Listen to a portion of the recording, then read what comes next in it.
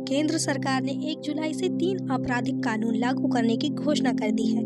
ये कानून औपनिवेशिक युग के भारतीय दंड संहिता यानी आईपीसी, दंड प्रक्रिया संहिता यानी सीआरपीसी और भारतीय साक्ष्य अधिनियम यानी आईईए की जगह लेंगे। नए कानूनों में कई अहम बदलाव भी किए गए हैं, जैसे राजद्रोह को हटाया गया है, आतंकवादी गतिविधियों की परिभाषा को स्पष्ट किया गया है, यौन अपराधों के लिए कड़ी सजा का प्रावधान किया गया है। इन कानूनों का उद्देश्य लीगल सिस्टम को मॉडर्न जरूरतों के अनुरूप लाना और राष्ट्र की सुरक्षा और कल्याण सुनिश्चित करना है। देश की आपराधिक न्याय प्रणाली में जरूरी बदलाव के मद्देनजर 1 जुलाई से 3 नए कानून लागू होंगे।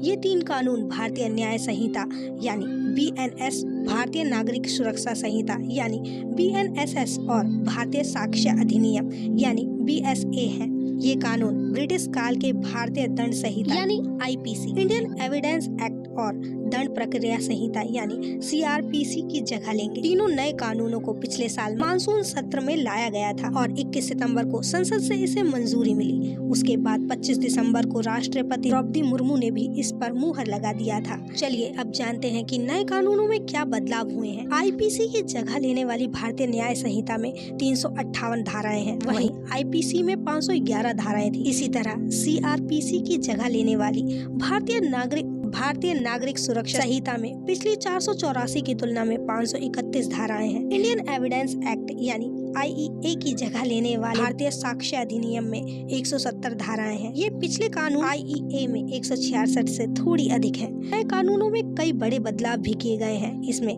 राजद्रोह वाले पॉइंट को हटाया गया है। हालांकि सशस्त्र क्रांति, विध्वंस गतिविधियां और अलगाववादी कार्यों के कारण होने वाले राजद्रोह को अभी भी क्रिमिनल ऑफेंस माना जाएगा। केंद्रीय गृह मंत्री अमित शाह ने ये स्पष्ट किया है कि राजद्रोह तभी लागू होगा जब ये राष्ट्र की अखंडता, संप्रभुता और एकता के खिलाफ हो, न कि केवल सरकार के खिलाफ।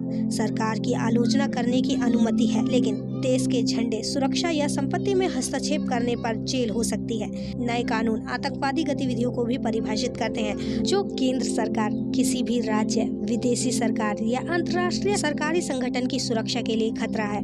पहली बार टेररिज्म को परिभाषित किया गया है और इसे दंडनीय अपराध बताया गया है। नए कानून के तहत जो भी शख्स देश को नुकसान पहुंचाने के लिए डायनामिक या जहरीली गैस जैसे खतरनाक पदार्थों का इस्तेमाल करते हैं, उन्हें आतंकवादी माना जाएगा। इसमें खास बात यह है कि अगर कोई आरोपी शख्स भारत से बाहर भी छिपा हुआ है तो भी उसके खिलाफ मुकदमा चलाया जा सकता है।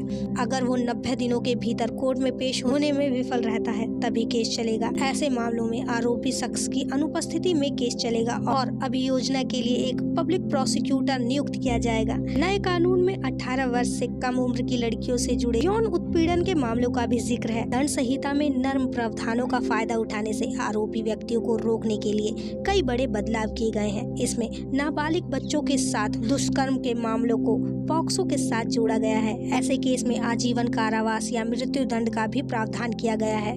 गैंग रेप के मामलों में 20 साल की कैद या आजीवन कारावास की सजा का प्रावधान किया गया है। इसके अलावा नाबालिग के साथ गैंग रेप को नए अपराध की श्रेणी में रखा गया है। कुल मिलाकर नए कानूनों लागू करने का उद्देश्य लीगल सिस्टम को मॉडर्न जरूरतों के अनुरूप लाना और राष्ट्र की सुरक्षा और कल्याण सुनिश्चित करना है। वैसे इन नए कानूनों के बारे में आपकी क्या राय है, कमेंट में जरूर बताएं। वीडियो अच्छी लगी हो तो वीडियो को लाइक और चैनल को सब्सक्राइब करना ना भूलें। Thank you for watching my video.